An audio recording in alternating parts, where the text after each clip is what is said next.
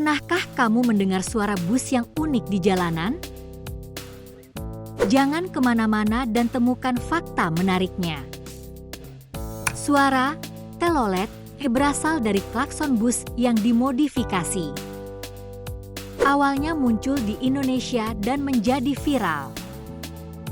Banyak turis sengaja mencari bus dengan suara ini.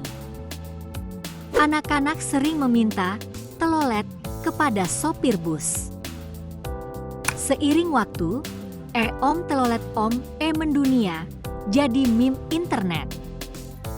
Siapa sangka suara klakson bisa setenar ini? Suka konten unik seperti ini? Tekan tombol suka